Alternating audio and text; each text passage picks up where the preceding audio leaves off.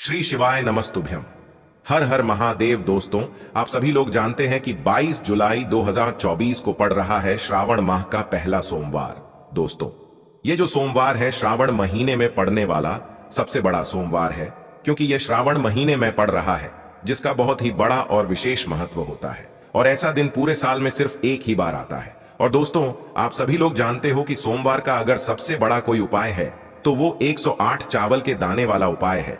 तो दोस्तों, इस श्रावण माह के पहले सोमवार के दिन आप लोगों को इस 108 चावल के दाने वाले उपाय को जरूर करना है। बहुत सारे लोग होंगे जिन लोगों ने इस उपाय को न किया हो, मतलब पूरा साल निकल गया और उन्होंने किसी भी दिन इस 108 चावल के दाने वाले उपाय को न किया हो। पर दोस्तों, आपके पास एक आखिरी मौका बचा हुआ है, जो कि 22 जुलाई के दिन। तो इस दिन आप लोगों को इस वाले उपाय को जरूर कर लेना है।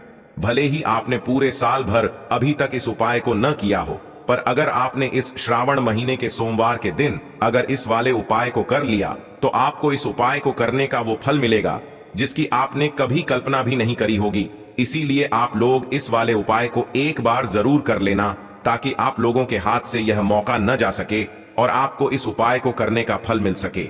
दोस्तों, यह उपाय पंडित जी ने अपनी अभी की ही शिव महापुराण की कथा में बताया है, जिस उपाय को आज हम आपको बहुत अच्छे से समझाने वाले हैं। इस वीडियो को देखने के बाद इस उपाय को समझने के लिए आपको कोई और वीडियो को देखने की जरूरत नहीं पड़ेगी।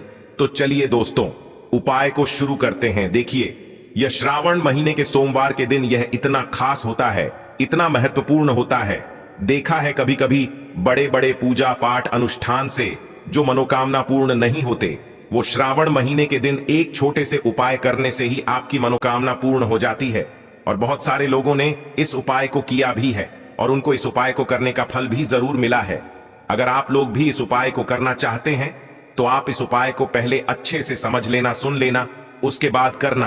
आपको इस उपाय का फल जरूर मिलेगा। और इस उपाय को कर लेने से आपके घर में चाहे किसी भी प्रकार की दुख और समस्या क्यों न चल रही हो, आपको उसका कारण भी नहीं पता है कि भाई यह समस्या किस कारण से चल रही है, उसका कुछ भी कारण हो सकता है, जैसे पितृ दोष हो सकता है या किसी भी तरह का मंगल दोष भी हो सकता है। तो इस दिन आप लोगों को यह वाला उपाय कर लेना है। यह एक ऐसा उपाय है जिस उपाय को अगर किसी विशेष दिन पर किया जाए तो भाई उस विशेष दिन का जो है वह तो हमें मिलता ही मिलता है। पर हमने उस दिन पर इस उपाय को किया है तो हमें उससे भी बड़ा फल मिलता है, और फल बहुत जल्दी मिलता है, क्योंकि आप इस उपाय को बहुत ही बड़े और विशेष दिन पर कर रहे हो। तो चलिए अब उपाय के बारे में बात करते हैं, लेकिन उससे पहले आप लोगों को यह जानना आवश्यक है कि आखिर यह उपाय किस समय करना है, किसको करना है और कैसे करना है। तो चलिए हम आगे आपको वीडियो में एक एक करके बता देते हैं।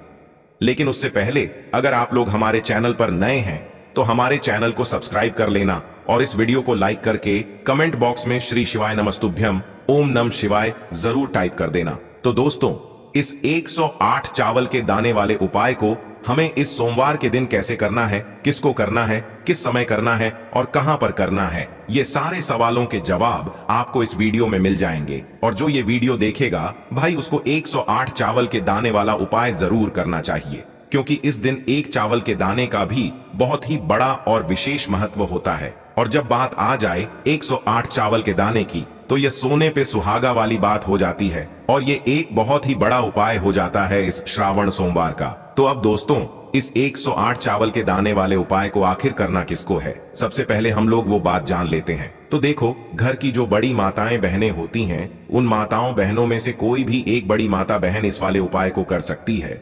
और दोस्तों, अगर आप चाहें तो अपने घर में से सभी सदस्यों को भी इस उपाय को करवा सकते हैं। अगर किसी व्यक्ति की खुद की कोई मनोकामना है, खुद की कोई दुख और परेशानी है जो कि वह अपने लिए ही करना चाहता है इस वाले उपाय को, तो वह खुद अपने लिए भी कर सकता है। बाकी अगर कोई घर में से ऐसा है जो कि अपने पूरे घर परिवार की सुख और शांति के लिए ये वाला उपाय करना चाहता है, तो भाई वह भी कर सकता है। उसमें भी कोई दिक्कत वाली बात नहीं है। कहने का मतलब ये है कि इस उपाय को हर एक सदस्य भी कर सकता है और पूरे घर परिवार के सदस्य के लिए घर की बड़ी माताओं बहनों में से कोई एक माता बहन भी कर सकती है। माताएं बहनें अगर घर में उपस्थित न हो या वो यह वाला उपाय न कर पा रही हो, तो फिर घर का कोई बड़ा सदस्य भी इस 108 चावल के दाने वाले उपाय को कर सकता है, चाहे फिर वह पुरुष ही क्यों ना हो। उसमें कोई भी दिक्कत वाली बात नहीं है। अब दोस्तों इस 108 चावल के दाने वाले उपाय को हमें करना कहां पर है? हमें इसे शिव जी के मंदिर में जाकर करना है। बहुत सारे लोग प्रश्न करते हैं हर एक उपाय को करते समय क्या हम इस उपाय को घर पर कर सकते हैं? तो इस वाले उपाय को आप घर पर नहीं कर सकते हो। इस वाले उपाय को करने के लिए आपको शिव जी के मंदिर ही जाना पड़ेगा।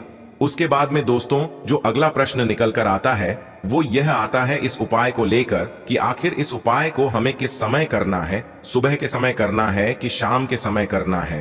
तो देखो इस वाले उपाय को आप लोग सुबह के समय भी कर सकते हो और शाम के समय प्रदोष काल में भी कर सकते हो। अब अगर आप पूछो कि भाई सबसे उत्तम समय कौन सा रहेगा इस 108 चावल के दाने वाले उपाय को करने का, तो हम आपसे बस यही कहेंगे कि इस उपाय को आप सुबह के समय करेंगे तो ज्यादा बेहतर होगा।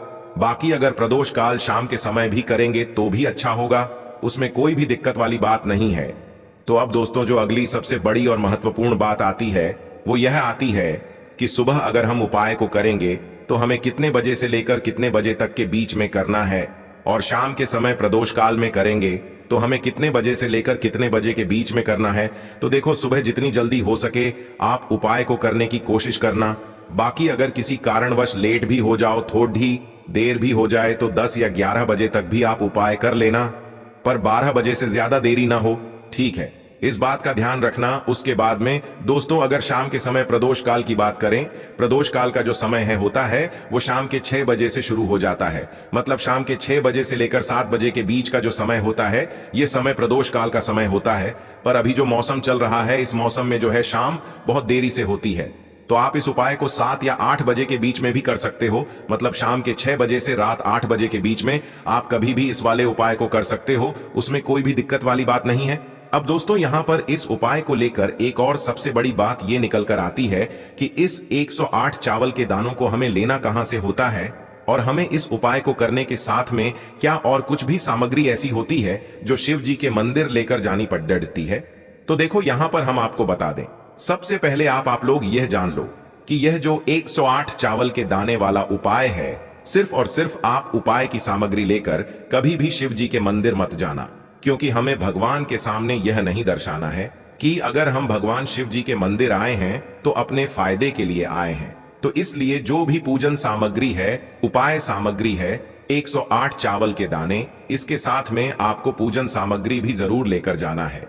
देखो अगर सुबह के समय उपाय कर रहे हो तो सीधी सी बात है 1 लोटा जल तो आप लेकर जाओगे ही जाओगे। वही 1 लोटा जल अगर मिट्टी का जल हो तो बहुत अच्छा रहेगा। मिट्टी का जल कैसे बनाया जाता है इसके लिए हमने पहले से बहुत सारी वीडियोस बना दी है। आपके पास इस दिन एक आखिरी मौका रहेगा मिट्टी का जल शिव जी पर चढ़ाने का और उपाय को करने का, बहुत बड़ा आपको इस दिन फल मिलेगा।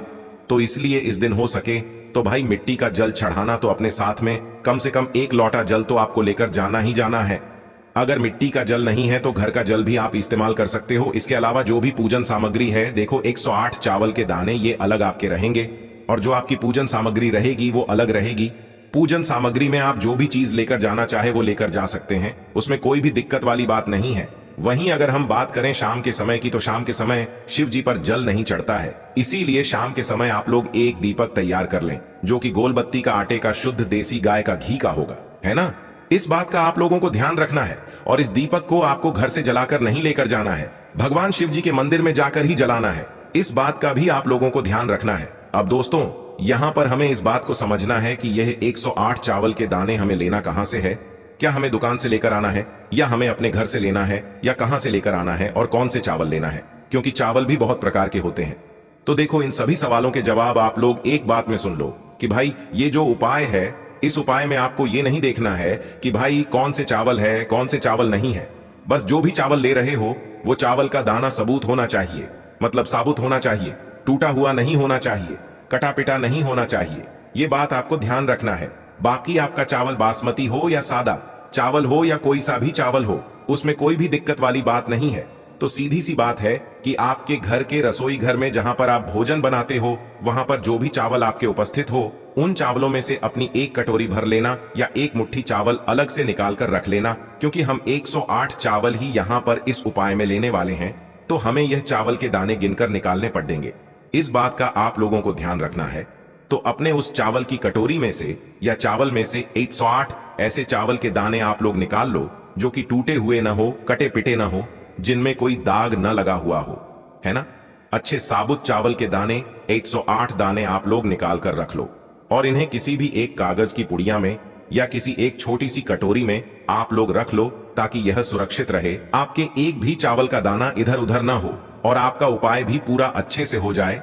तो भाई जैसे ही आपका उपाय की जो सामग्री है 108 चावल के दाने ये तैयार हो जाते हैं, उसके बाद मैं आपको जो भी अपनी पूजन सामग्री है, सुबह के समय कर रहे हो तो एक लोटा जल या पूजन सामग्री जो लेकर जाना चाहो उसकी भी तैयारी कर लेना, और शाम के समय जा रहे हो तो भाई अपना जो दीपक है उसे तैयार कर लेना, ठीक है।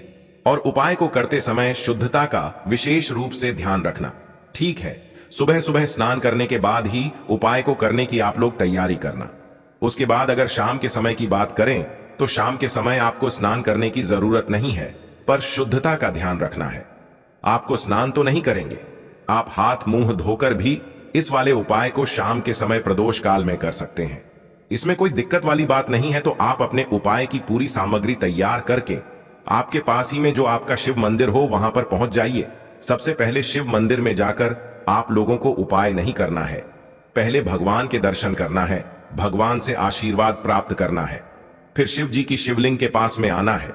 शिवलिंग के पास में आने के बाद आप जो पूजन सामग्री लेकर आए हुए हैं, जैसे कि सुबह गए हुए होंगे तो एक लोटा जल और जो भी पूजन सामग्री लेकर आए हैं आप उनसे भगवान शिव जी की पूजन कीजिए। सबसे पहले तो एक लोटा जल ही चढ़ेगा, उसके बाद में आपकी पूजन सामग्री चढ़ेगी। उसके बाद में अगर दोस्तों शाम के समय अगर आप इस उपाय को कर रहे हो तो अपने साथ में कम से कम एक जो दीपक है गोल बाती का जो आप अपने साथ में लेकर गए हो, उस दीपक को मंदिर में जाकर अपनी माचिस से जलाना है और उस दीपक को शिवलिंग के पास में रखना है, ठीक है। इस दीपक को रखने के बाद ही आप लोगों को अपना ये वाला उपाय शुरू करना है और दीपक को ज्यादा पास में मत रखना।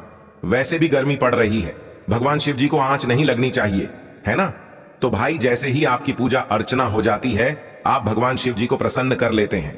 उसके बाद में शिवलिंग के पास ही में आप कहीं पर बैठ जाइए, सामने या आसपास जिस जगह पर आपको बैठना हो वहां पर बैठ जाइए और अपने वह 108 चावल के दाने अपने सामने निकाल कर रख लीजिए, क्योंकि अब यहां पर उपाय को यहां पर करने की आपको तैयारी करना है। और इस तरीके से जब आप उपाय करेंगे, पूजन सामग्री करने के बाद, पूजन अर्चना करने के बाद, तो आपको उपाय का फल बहुत जल्दी और बहुत बढ़ा होकर मिलेगा। तो अपने 108 चावल के दाने अपने सामने निकाल कर रख लेना। और यह जो उपाय है यह आपकी सीधे हाथ की हथेली से होगा, इसलिए इस बात का भी विशेष रूप से ध्यान रखना है। तो सीधे हाथ की हथेली का प्रयोग करके ही आप लोग अपना इस वाले उपाय को करना।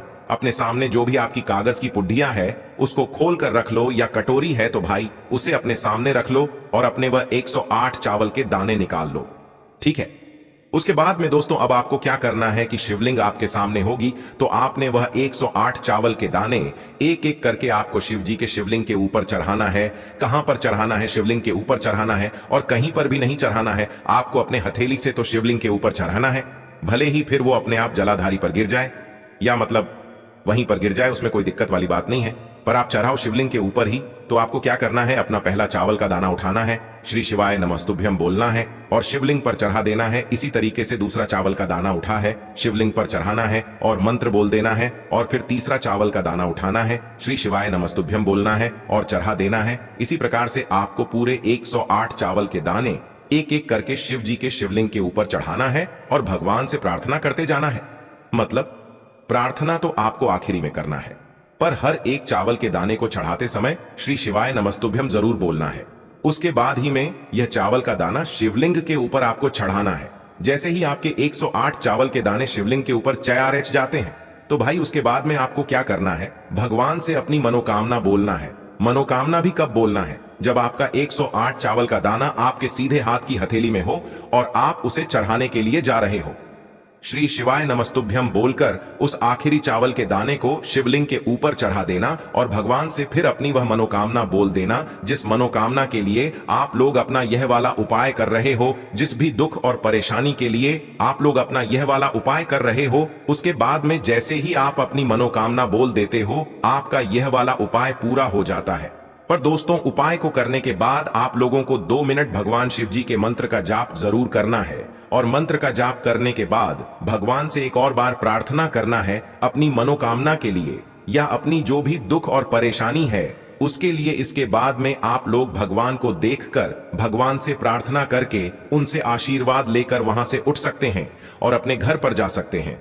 बस दोस्तों, यहां पर यह वाला उपाय पूरा हो जाता है। इस तरीके से जो भी व्यक्ति छोटी छोटी चीजों का ध्यान रखते हुए इस 108 चावल के दाने वाले उपाय को करेगा, निश्चित सी बात है उसे उसकी मनोकामना जल्द ही पूर्ण होगी और जो भी दुख और परेशानी है वो भी बहुत ही जल्दी दूर होंगे। और दोस्तों, अगर आपको हमारी ये वीडियो पसंद आई हो तो हमारे इस वीडियो को लाइक और चैनल को सब्सक्राइब जरूर करें। हर हर महादेव, ओम नमः शिवाय।